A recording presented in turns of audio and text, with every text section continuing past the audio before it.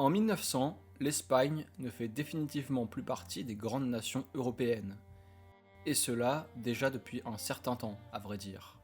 Encore très largement agricole, avec une faible industrie principalement concentrée vers la Catalogne, tiraillée par des querelles politiques depuis des décennies et sans grande armée, marine ou empire colonial, si ce n'est quelques modestes possessions comme le Sahara occidental ou un bout de terre au nord du Maroc.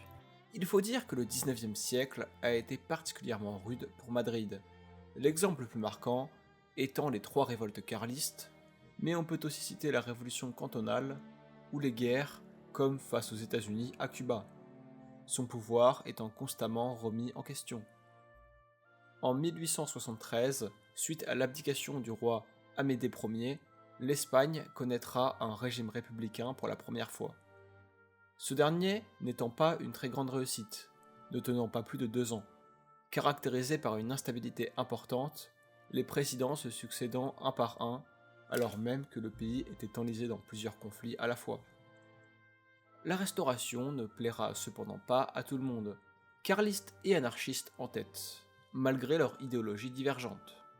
Certaines régions sont évidemment plus promptes à l'insurrection, comme la Catalogne ou le Pays Basque, où réside justement un foyer carliste.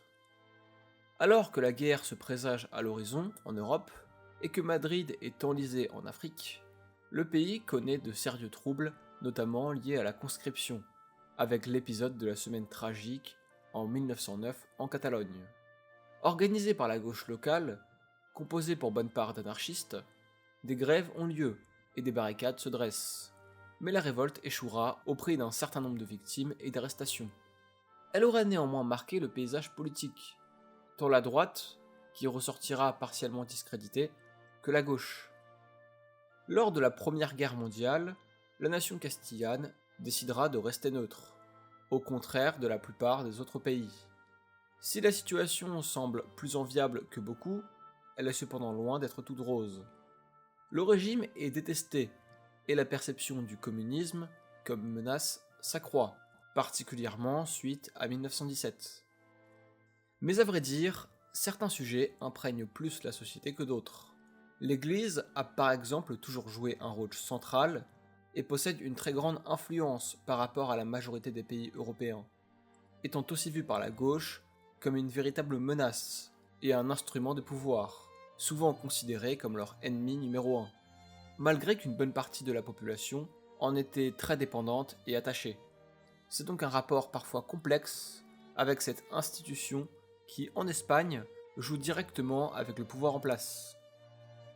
Les problèmes sont aussi agraires. Comme dit plus tôt, le pays est resté en bonne part agricole, et des inégalités extrêmement fortes subsistent, alors qu'une immense partie de la population vit dans la misère.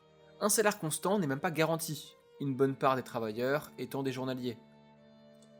L'Espagne a d'ailleurs, à ce titre, un certain nombre de particularismes en Europe. Il est par exemple intéressant de noter qu'il s'agit probablement du seul pays où les idées de Bakounine ont réellement triomphé, avec la CNT de mouvance anarchiste, là où le communisme semble s'être répandu partout ailleurs. En 1923, le pays est donc en pleine débâcle. La situation politique est tendue, comme d'habitude, et Madrid vient il y a peu d'essuyer une humiliante défaite dans le Rif, une de ses colonies, lors de la bataille d'Anoual. Un coup d'État va alors avoir lieu. Le roi Alphonse XIII doit confier le pouvoir à Primo de Rivera, au détriment du gouvernement libéral, devenant donc dorénavant une dictature, et des mesures autoritaires étant prises, comme la censure de la presse ou la répression de troubles en Catalogne. À vrai dire, l'ascension soudaine de Primo de Rivera n'est pas anodine, et est en bonne part la résultante de la réaction au mouvement syndicaliste en Catalogne, perçu d'un très mauvais œil par une bonne part de la population, essentiellement plus aisée. On craint aussi dans ce contexte post-1917 le bolchevisme plus que tout en Europe. À ce titre, Primo de Rivera semble apparaître comme l'homme providentiel, venu remettre de l'ordre, son soutien étant alors assez vaste, non seulement chez les conservateurs et l'Église, mais aussi chez les libéraux, qui seraient pourtant enclins à être hostiles à ce genre d'idées. Le régime doit donc s'atteler à la tâche de rétablir l'ordre au Rif, région montagneuse du nord du Maroc. Mais cela se révèle plus dur que prévu. Madrid recevant par la même occasion l'aide de la France, venant à bout de la révolte en 1928. L'Espagne usera d'ailleurs aussi d'armes chimiques, alors qu'elle était pourtant signataire du traité de Genève. C'est aussi lors de ce conflit qu'un jeune militaire va connaître une ascension fulgurante, Francisco Franco. Être en Afrique était alors sans doute la manière la plus facile de monter en grade, et Franco y était déjà depuis un certain moment. Mais c'est bien pendant la guerre du Rif qu'il va s'illustrer, montant en grade pour devenir en 1926 le plus jeune général d'Europe à seulement 33 ans.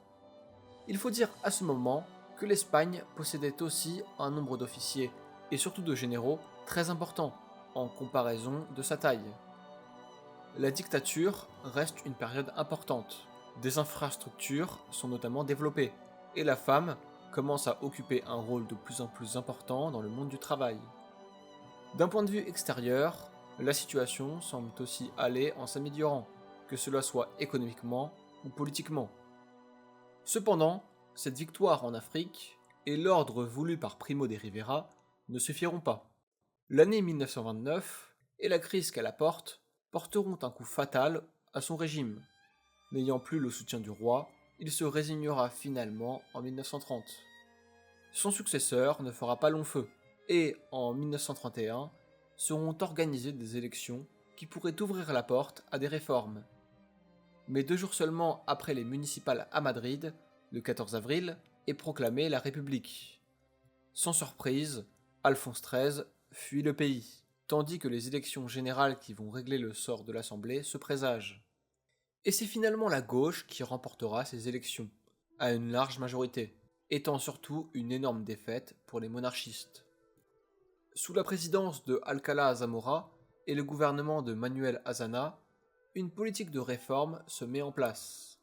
Le système agraire évolue, et on laïcise le pays. Les femmes accèdent aussi au droit de vote, tandis qu'on garantit un statut d'autonomie à la Catalogne et au Pays basque. Ces réformes, bien que pouvant sembler assez banales de prime abord, sont pourtant d'une grande radicalité, et auront bien du mal à se faire accepter de tous, notamment à droite. Tandis qu'à gauche, on est déçu et on souhaiterait aller bien plus loin. En 1933, les nouvelles élections législatives donneront raison à la droite, avec la CEDA, en quelque sorte une union des droites. Mais le président Alcalá Zamora décidera de faire appel à un gouvernement centriste. Craignant la réaction de la gauche, la décision déplaisant tout aussi logiquement à la droite. L'opposition ne se fait alors pas attendre. Les anarchistes s'insurgent et organisent des grèves, le climat international n'y étant pas pour rien. La crise de 29 et la montée d'Hitler au pouvoir pouvant inquiéter. La CEDA, notamment, revient sur les réformes anticléricales, l'Église étant pour eux un véritable sacerdoce. L'Asturie, région ouvrière où les socialistes ont obtenu leur meilleur score, sera notamment un théâtre important en 1934, voyant une insurrection qui sera néanmoins matée dans le sang par le gouvernement et le général Franco, faisant aussi près de 30 000 prisonniers. À droite, la perspective de la révolution bolchevique effraie, tandis qu'à gauche, c'est celle du fascisme. Le pays se retrouve donc tiraillé, les deux camps se craignent l'un l'autre. À cela, il faut ajouter un climat très violent. Les églises et les personnes qui y sont associées sont par exemple souvent le souffre-douleur de la gauche, bien que la droite ne soit pas en reste au sujet des crimes commis, comme avec de sévères répressions comme vu auparavant. Les élections de 1936 vont néanmoins se révéler être une victoire du Frente Popular, à l'initiative de Manuel Azaña. De manière assez étonnante d'ailleurs, les anarchistes voteront, chose pourtant contre leurs principes, essentiellement sous promesse de libération des prisonniers politiques, comptant un nombre important des leurs dans le lot. La situation est catastrophique. L'État peine à maintenir un semblant d'ordre, tandis que les crimes politiques se succèdent. Des règlements de compte, des personnalités des deux bords retrouvées morts, des bâtiments incendiés. Le gouvernement, pour autant, est conscient du risque d'un potentiel coup d'État, une tentative ayant par exemple déjà eu lieu en 1932, sous les ordres de Sandro Ro. homme qui sera condamné à mort avant finalement d'être condamné à la prison à vie pour être finalement libéré en 1934. Inquiet, le gouvernement espagnol tente d'éloigner les généraux en dehors de la capitale. Franco est par exemple assigné aux Canaries, là où Mola est affecté à Pampelune, dans le Pays basque. Pour mettre à bien ce coup d'État, il faut le soutien d'une bonne part des éléments réactionnaires, comme les carlistes, ce qui n'est pas gagné d'avance. Mais la situation en Espagne se précipite. Le 13 juillet 1936, Calvo Sotelo, un monarchiste, est assassiné, mettant le feu aux poudres. La police est suspectée, et cet événement vient donner un réel coup d'appui au futur coup d'État. Si précédemment, bon nombre d'officiers étaient réticents, un changement se produit, d'autant que le gouvernement semble rester impassible devant la situation. Le 17 juillet 1936, le soulèvement a donc lieu au Maroc, suivi un jour plus tard en Espagne. Il n'y a alors pas de but précis, si ce n'est le renversement du gouvernement. Ils échouèrent cependant leur plan, l'unique ville importante aux mains des nationalistes étant Séville, bien qu'ayant récupéré des territoires au nord. Pour le gouvernement républicain, la situation est grave. Azana tente tant bien que mal de régler la situation, mais il est dépassé, décidant finalement d'armer les ouvriers. Rapidement, le conflit évolue, et les nationalistes gagnent du terrain. Les troupes stationnées en Afrique du Nord, sous commandement de Franco, parviennent à faire la jonction avec le continent. Mais les progrès deviennent plus lents, et le pays est coupé en deux parties. Si les deux camps occupent des territoires de taille plus ou moins équivalente, en revanche, les régions républicaines restent plus industrielles, avec par exemple de la sidérurgie en Asturie. De même, le camp républicain change de direction. Une révolution a lieu en son sein. Bon nombre de patrons décidèrent ainsi de fuir le pays, et de nombreuses entreprises furent saisies, de même que l'Église, qui perdit ses biens, et connut exaction à son égard. Cela se passe en bonne partie à une échelle locale, sans volonté centrale. La Catalogne et l'Aragon sont par exemple tout logiquement plus avancés sur cette révolution. Un nouveau pouvoir s'établit, avec des collectivisations massives et des associations de travailleurs. C'est aussi une révolution culturelle qui est voulue. On essaye d'encourager l'accès à l'éducation, aux ateliers et aux librairies, de même qu'on accorde par exemple plus de droits aux femmes. Mais cette expérience anarchiste devra aussi faire face à de nombreux problèmes et contradictions, en particulier le manque de ressources et de discipline. Pour autant, le gouvernement reste en place, bien que la lutte contre ce qu'ils appellent le fascisme soit au fond leur seul véritable point d'entente. Un tournant radical aura donc lieu avec des communistes et anarchistes qui rentreront au ministère, chose somme toute surprenante qui ne fait pas l'unanimité pour autant parmi leurs rangs. Ils parviennent tous néanmoins à certains accords en cette situation de crise, notamment la dissolution des milices, souvent manquant d'organisation et de discipline, avec leur incorporation dans l'armée régulière. Cette dernière, en revanche, reste médiocre, et pas uniquement pour les républicains. Il faut dire que l'Espagne n'est pas connue pour avoir brillé lors de la guerre du Rif, et que la conscription qui a été réduite d'année en année avait de sérieuses failles qui la rendaient presque obsolète. L'équipement est aussi loin d'être au rendez-vous. Deux camps s'affrontent alors, qu'il convient d'analyser un minimum. D'une part, les nationalistes, qui réunissent l'essentiel de la droite espagnole, avec des conservateurs, des catholiques, des monarchistes et des phalangistes, un mouvement se rapprochant du fascisme. On est donc loin d'avoir une structure unie pour autant. On ne peut cependant pas vanter les républicains sur ce point non plus. Si ce qui les unit est leur opposition aux nationalistes, ils sont républicains, communistes, anarchistes, socialistes, et ont des conceptions souvent bien différentes de la société, même à l'intérieur de leur propre mouvance. Rapidement, pour les deux camps, la priorité est la formation d'une armée. Pour les nationalistes, c'est au départ un vrai défi. Bon nombre de leurs troupes résultant de l'incorporation de zones conquises ou de prisonniers de guerre. Des volontaires allèrent aussi combattre, en particulier les requetés, ou bérets rouges, des militants carlistes. Son armée n'en reste pas moins fragmentée, avec les phalanges, les gardes civiles ou les carlistes.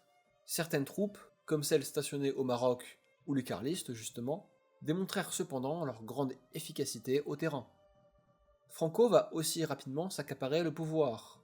Si pourtant secondaire avant le putsch, il va être propulsé avec la mort de Sandroro et de Mola, deux leaders extrêmement importants, récupérant ainsi le pouvoir.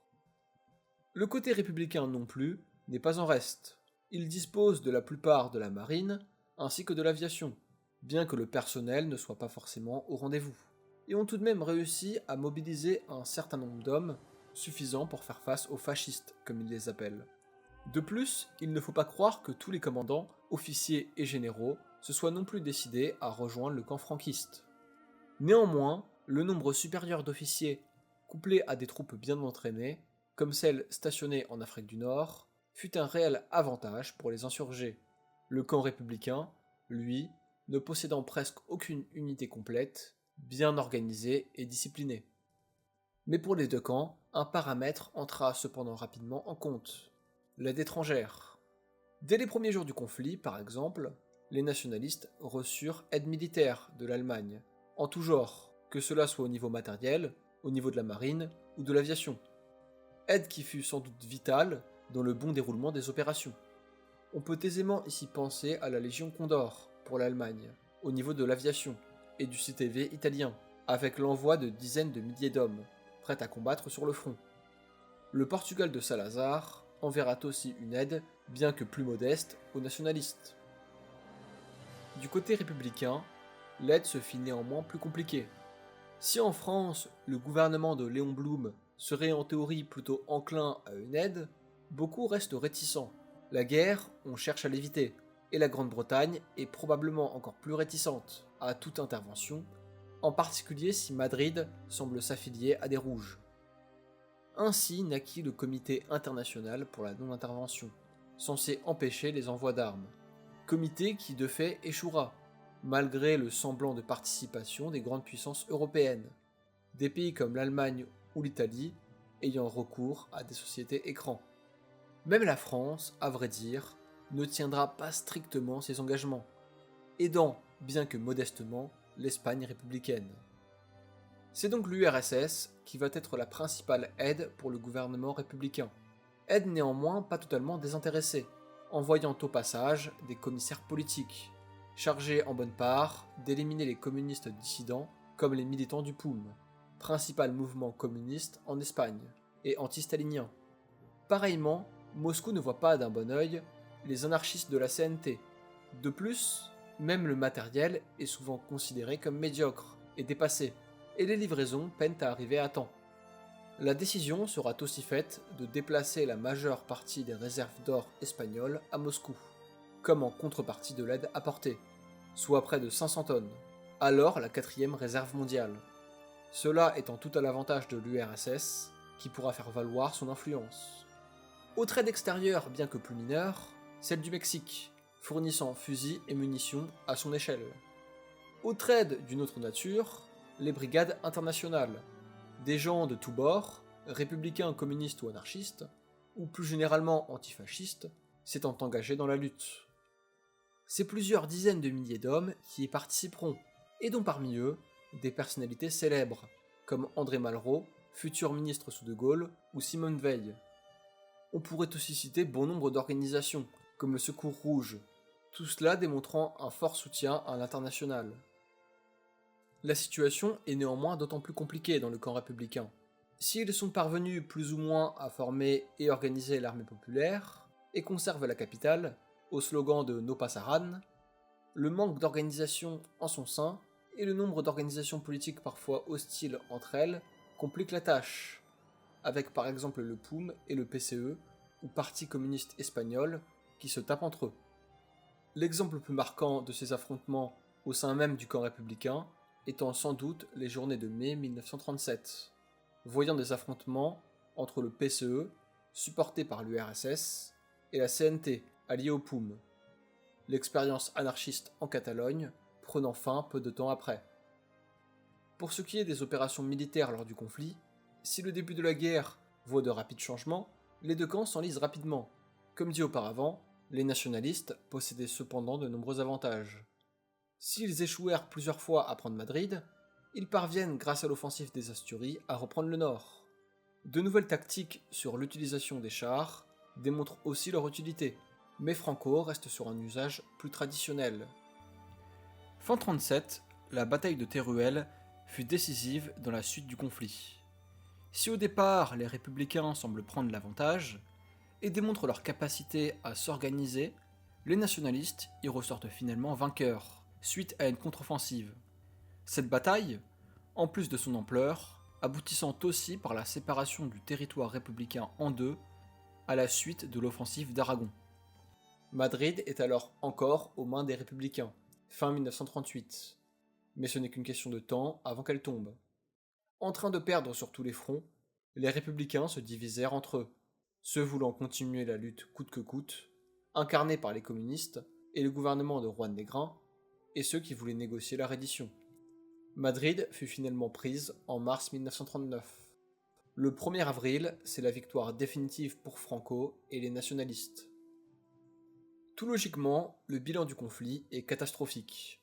C'est un pays qui s'est détruit de l'intérieur, tandis que pour certaines puissances étrangères comme l'Allemagne, l'Italie ou l'URSS, elle aura été une occasion de faire preuve de leur influence. L'Allemagne récupéra donc par exemple un allié dans la région, en plus d'avoir des concessions. L'URSS parvint à réduire drastiquement les dissidents à son idéologie, comme le POUM, bien que perdant finalement le conflit, mais aura tout de même gardé les réserves d'or espagnoles. Le bilan est catastrophique, avec près de 500 000 morts et des centaines de milliers de réfugiés, comme en France, dont un certain nombre qui n'abandonneront pas la lutte. La guerre, comme beaucoup d'autres auparavant, étant aussi un désastre sanitaire, une bonne partie des décès découlant de la famine ou de maladies. Si le conflit aura été le théâtre de massacres des deux côtés, avec ce qu'on appelle la terreur rouge et la terreur blanche, le climat ne changera pas juste après, et une sévère répression aura lieu, particulièrement jusqu'en 1945, bon nombre de pays ayant alors d'autres problèmes à régler. Le conflit aura aussi vu la naissance d'une symbolique importante. Pour une part de la gauche, c'est l'expérimentation d'un régime anarchiste, épisode qui, malgré sa courte durée, rentrera dans la mémoire, avec Orwell et son ouvrage Hommage à la Catalogne. C'est un conflit aussi vu par beaucoup comme une lutte contre le fascisme, comme avec les brigades internationales, bien que l'appellation de fasciste ne soit pas exacte pour autant. On retiendra aussi la célèbre peinture de Picasso, Guernica, illustrant le bombardement de cette bourgade par la Légion Condor, où des milliers de civils périrent, ayant un retentissement mondial. Si le conflit reste donc une victoire nationaliste, on ne peut pas vraiment dire que la mémoire soit en leur faveur. Il est d'ailleurs intéressant de noter que quelques expressions sont restées du conflit. On peut évidemment penser à No Pasaran ou à Las Barricadas, scandées face aux nationalistes, mais aussi à celle de Quinta Columna ou de 5e colonne, utilisée lors de la bataille de Madrid, et qui désigne aujourd'hui plus généralement un traître à l'intérieur d'un pays, prêt à se réveiller. Cette guerre aura aussi été préfigurante, voyant un usage important de l'aviation, comme d'un point de vue moral en bombardant des villes, ainsi qu'un nouvel usage des chars. Ce conflit qui était pourtant censé se cantonner à l'Espagne, ayant finalement vu l'intervention d'une bonne part de l'Europe, et des nations comme l'Allemagne y ayant pu tester directement l'efficacité de leur matériel et de leur tactique, un avant-goût de ce qui arrivera en Europe dans les temps qui suivirent. Mais nous aurons peut-être l'occasion d'en reparler un autre jour. C'est donc la fin de cette vidéo, j'espère que vous l'aurez appréciée. Si c'est le cas, n'hésitez pas à mettre un pouce bleu pour me soutenir, ainsi qu'à vous abonner pour ne pas louper la sortie de prochains épisodes.